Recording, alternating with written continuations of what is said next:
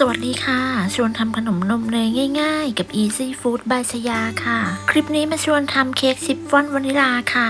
สูตรเค้กชิฟฟ่อนนุ่มฟู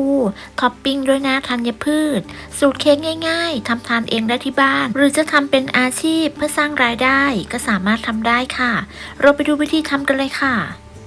ก่อนอื่นแจ็คมาเตรียมลูกเกดก่อนค่ะโดยการแช่ในน้ำเปล่าประมาณ15นาทีเมื่อครบ15นาทีก็เทน้ำออกแล้วก็ทิ้งไว้ให้เสด็จน้ำค่ะต่อไปเราก็มาทำตัวเค้กกันเลยค่ะทำการแยกไข่ค่ะแจ็คใช้เป็นไข่ไก่เบอร์2จำนวน3ฟองแยกไข่แดงและไข่ขาวออกจากกันโดยระวังอย่าให้มีไข่แดงติดไปในไข่ขาวและแนะนำให้ใช้เป็นไข่สดใหม่เค้กจะได้ไม่คาวเวลาตีไข่ขาวก็จะได้ขึ้นง่ายด้วยค่ะต่อไปก็มาทำส่วนผสมของไข่แดงกันต่อใส่น้ำตาลทรายและเกลือลงไปตามด้วยนมสดและน้ำมันพืชและกลิ่นวานิลาในส่วนของน้ำมันจะเปลี่ยนเป็นน้ำมันรำข้าวหรือน้ำมันคาโนล่าก็ได้ค่ะเสร็จแล้วก็คนส่วนผสมให้เข้ากันจากนั้นก็ร่อนแป้งและผงฟูลงไปในชามผสมของไข่แดงร่อนแป้งและผงฟูลงไปในชามผสมแล้วก็ใช้ตะกร้อมือคนให้เข้ากันด้วยความเร็วคนให้เข้ากันจนหมดผงแป้งแล้วก็พักส่วนนี้ไว้ก่อนต่อไปเรามาตีไข่ขาวเปิดสปีดความเร็วกลางตีไข่ขาวให้ขึ้นฟองหยาบเล็กน้อยจากนั้นใส่น้ำมะนาวลงไปแล้วก็ตีต่อจากนั้นก็ทยอยใส่น้ำตาลทรายลงไปแจ็คแบ่งใส่3ครั้งแบ่งใส่น้ำตาล3ครั้งจนกระทั่งน้ำตาลทรายหมด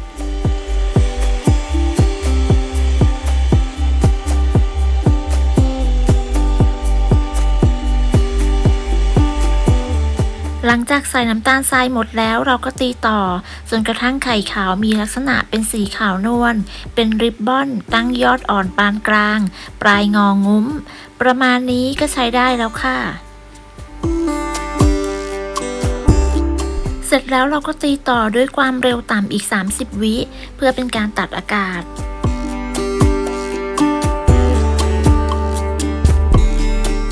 ต่อไปก็นำไข่ขาวมาผสมกับส่วนผสมของไข่แดงแล้วก็คนจะร่อนให้เข้ากันโดยแจ็คจะตักแบ่งไข่ขาวมาผสม3รอบแล้วก็คนจะร่อนให้เข้ากันจนกระทั่งไข่ขาวหมดสิ่งสำคัญคือเราจะต้องทำด้วยความเบามือแต่จะต้องทำด้วยความเร็วด้วยอย่าให้ช้าเกินไปเพราะอาจจะเป็นสาเหตุทำให้เค้กของเราไม่นุ่มฟูได้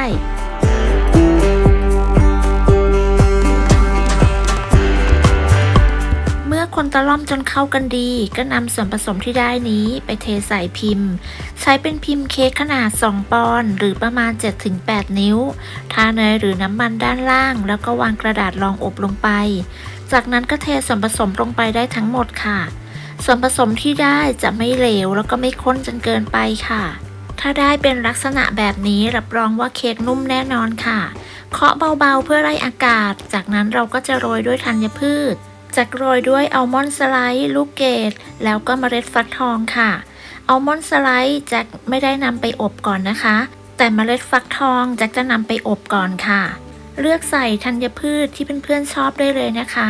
ใส่จำนวนมากน้อยตามที่เราต้องการเลยค่ะจากนั้นค่ะเมื่อเราใส่เสร็จแล้วก็นำเข้าอบได้เลยอบที่อุณหภูมิ160องศาไฟบนล่างไม่เปิดพัดลมจะวางไว้ชั้นล่างของเตาอบใช้เวลาประมาณ30นาทีค่ะเมื่อครบเวลาก็นำออกจากเตาเคาะเบาๆเพื่อให้เค้กเสร็จตัวเช็คสุกด้วยการใช้ไม้สะอาดจิ้มลงไปถ้าไม่มีเศษเค้กแฉะๆติดออกมาก็คือสุกแล้วค่ะ